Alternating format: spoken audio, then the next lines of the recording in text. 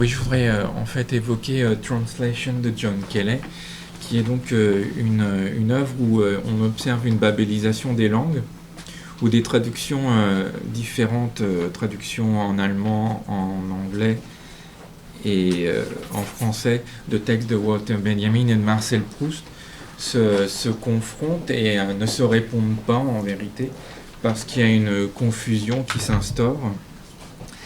Et il me semble que, en fait, il y a une tentative là-dedans de refonder l'énigme du langage. Une énigme du langage, en fait, qui fait appel à une réminiscence, et c'est pourquoi, à mon avis, Marcel Proust est utilisé, parce qu'on tente, en fait, de faire vivre à l'internaute une remémoration qui est celle de l'enfant confronté au langage.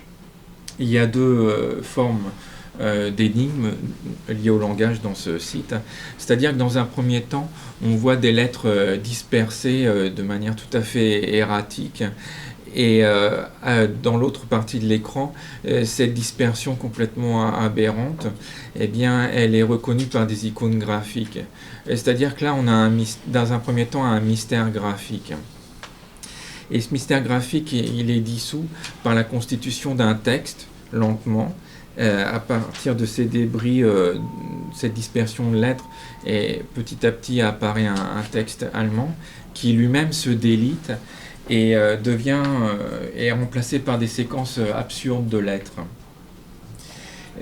Donc, à mon avis, il y a donc ces deux mystères, un mystère graphique et ensuite un mystère qui tient aux séquences de lettres, qu'on pourrait presque appeler un mystère textuel, mais pas vraiment, puisque le texte est incompréhensible.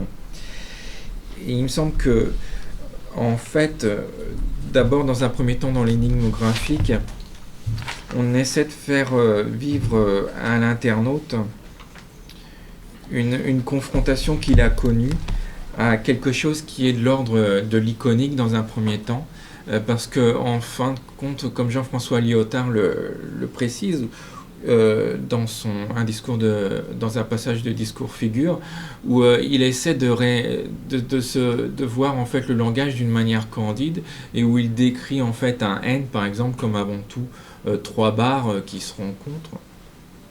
Il essaie en fait de réinstaurer les lettres à leur figuralité première.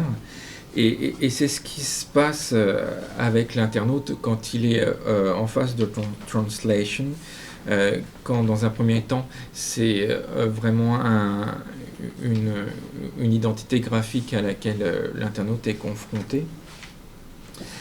Ensuite, après, je dirais que dans un deuxième temps, c'est une espèce d'autre mystère qui s'instaure, et qui est que, en fin de compte, l'internaute est confronté à des séquences absurdes de lettres, et donc face à quelque chose, il est écarté entre quelque chose qu'il connaît, les lettres, et quelque chose qu'il ne connaît absolument pas, et qui s'apparente à ce qu'on vit quand on est confronté à une langue inconnue, mais qui par ailleurs a des éléments reconnaissables comme les lettres latines.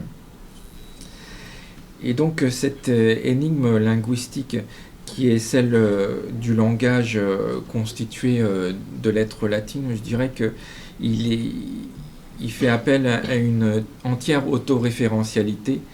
Et cette autoréférentialité est, en l'occurrence, le fait que pour comprendre ce langage, il faut comprendre les fonctionnements du générateur qu'il fait exister.